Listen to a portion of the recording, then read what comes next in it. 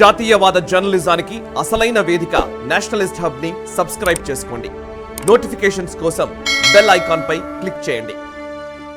రాచరికం వైపు లేదా కమ్యూనిస్టు ప్రభుత్వం చేస్తున్నటువంటి ఇబ్బందులను అర్థం చేస్తున్నటువంటి నేపాల్ ప్రజల్లో వస్తున్నటువంటి ఒక మార్పు ఒకవైపు కనబడుతోంది. ఇంకొక వైపు సేమ్ సోషలిస్ట్ విధానాలతో కుప్పకూలిపోయిన వెనెజువేలా ఉదాహరణ మనకు తెలుసు. సో ఇంకోవైపు అర్జెంటీనా అట్లాంటి ఒక పరిస్థితి నుంచి ఇప్పుడిప్పుడే కొంత కోలుకున్నట్టుగా కనబడుతుంది. కోలుకుంటున్న వాతావరణం అయితే మనకు కనబడుతుంది.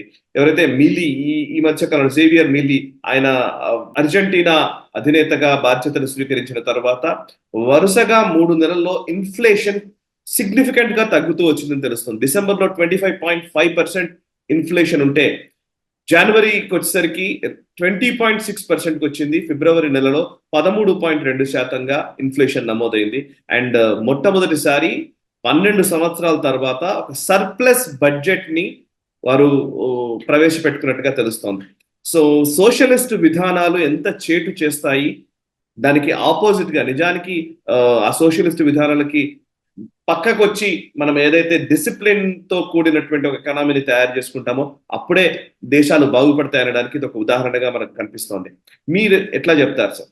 కరెక్ట్. సోషలిజం అన్నది simple principal, loot from Peter and give it to pan. ఒకరి దగ్గర లూట్ చేసి ఇంకొకరి దగ్గర ఇవ్వడం తప్ప ప్రభుత్వాలకంటూ ఏమీ లేదు. అది ఎవరైతే ట్యాక్స్ కడుతున్నారో వాళ్ళ దగ్గర నుంచి తీసుకుని వాళ్ళని పీడించి ఎవరికో ఉచితాలు ఇస్తూ ఉంటాయి. కానీ ఉచితాలు ఇచ్చేవాడికి పని చేయవలసిన ఆవశ్యకత ఎందుకు ఉంటుంది? వాళ్ళకి హాయిగా ప్రభుత్వాలు అన్ని ఫ్రీగా ఇస్తుంటే వాళ్ళు ఎందుకు పని చేస్తారు? కాబట్టి ఈ ఉచితాలతోనే వచ్చింది ప్రాబ్లమ్స్. ఈ సోషలిజం అన్నదంతా కూడాను బైనరీలో చూస్తుంది సమాజాన్ని అంతా. ఒకడు పీడించేవాడు, ఒకడు పీడితుడు, ఇటువంటి భావజాలంతో ఉన్నంత వరకు ఒకడు ధనికుడు, ఒకడు పేదవాడు, ఇటువంటి బైనరీలో చూసే ప్రయత్నం చేసి మొత్తం ఎన్నో దేశాలు కుప్పకూలినాయి. ఇందాక నువ్వు చెప్పినట్టు వెనెజువేలా లాంటి దేశం సర్వనాశనం అయిపోయింది. ప్రపంచ so called miss universe, miss world ఈ పోటీలు వచ్చిన తర్వాత maximum number of miss universe, miss world వచ్చింది వెనెజువేలా నుంచి వచ్చారు. అటువంటి దేశం ఈరోజు కుప్పకూలిపోయింది. అర్జెంటీనా 60 దశకంలో one of the richest countries in western world. అటువంటిది ఈరోజు ఏ పరిస్థితిలో ఉంది? ఈయన జేవియర్ మిలీ వచ్చిన తర్వాత ఆయన చేసిన మొట్టమొదటి చట్టం ఏంటంటే ఉచితాలను బ్యాన్ చేశాడు. ఎవరికి ఉచితంగా ఏది ఇవ్వబడదు, మీరు కష్టపడి సంపాదించుకోవాలి. నిజంగా ఎవరైతే అతి పేదరికంలో ఉండి ఎట్టి పరిస్థితుల్లోనూ వాళ్లకు సహాయం లేని, వాళ్ళు ఏం చేసుకోలేనటువంటి వాళ్ళకు తప్ప మిగతా అందరూ కూడాను ఉచితాలు ఏవి ఉండవు అని ఫస్ట్ చట్టం చేశారు. సో తర్వాత ఏం చేశారు ఆయన? సో కాల్డ్ సోషలిస్ట్ మోడల్ని తీసేయడం మొదలుపెట్టాడు. ప్రతి ఒక్కరికి ఇస్తున్నటువంటి ఉచితాలను ఒక్కొక్కటి విత్డ్రా చేసుకుంటూ వెళ్ళారు. దాంతో వాళ్ళ ఎకానమీ మళ్ళీ రికవర్ అవుతున్నది. ఇవి ఈ యొక్క ఎగ్జాంపుల్స్ చూసి అన్ని దేశాలు కూడా నేర్చుకోవాల్సింది చాలా ఉంది. శ్రీలంక కూడా ఇదే సోషలిస్టిక్ మోడల్ తోటి కంప్లీట్ కొలాప్స్ అయింది. అలాగే ఇతరత్ర చాలా దేశాలు సో కాల్డ్ సోషలిస్టిక్ మోడల్ తీసుకున్నవన్నీ కూడాను ఈస్టర్న్ యూరోప్లో ఫెయిల్ అయినాయి. భారతదేశంలో కూడా మనకు సోషలిజం చాలా గణనీయంగా ఉన్నది.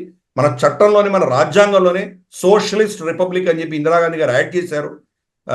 సోషలిస్ట్, సెక్యులర్ అన్న 2 పదాలు యాడ్ చేసిన విషయం మనకు తెలుసు. సోషలిజం వల్ల మనకు ఈరోజు ఎంతమందికి ఉచితాలు ఇస్తున్నామంటే ఈరోజు ఆ ఉచితాల వల్లనే ఓట్లు పడతాయి అన్నటువంటి స్థితికి మనం ఈరోజు వచ్చాం. ఎలక్షన్ అంటే కానీ ఉచితాల ఆధారంగానే ఎలక్షన్ గెలవడము, ఓడిపోవడము జరుగుతుంది అన్న పరిస్థితికి ఈరోజు తెచ్చుకున్నాము.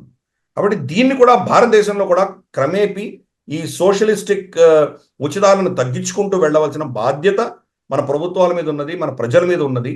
మనకు ఈరోజు అర్జెంటీనా మాత్రం తప్పకుండా ఒక మంచి ఉదాహరణ మన ముందు కనిపిస్తున్నది. కాబట్టి అర్జెంటీనా ప్రభుత్వాన్ని మనం తప్పకుండా అభినందించాలి. ఈ వీడియో మీకు నచ్చినట్టయితే లైక్ చేయండి, 10 మందికి షేర్ చేయండి. అలాగే కామెంట్ల రూపంలో మీ అభిప్రాయాలను మాతో పంచుకోండి. Nationalist hub group of channels ను సబ్స్క్రైబ్ చేసుకుని తెలుగునాట జాతీయవాద జర్నలిజాన్ని ప్రోత్సహించండి. ఈ వీడియో కింద ఉన్న బెల్ ఐకాన్ పై క్లిక్ చేయడం మర్చిపోవద్దు.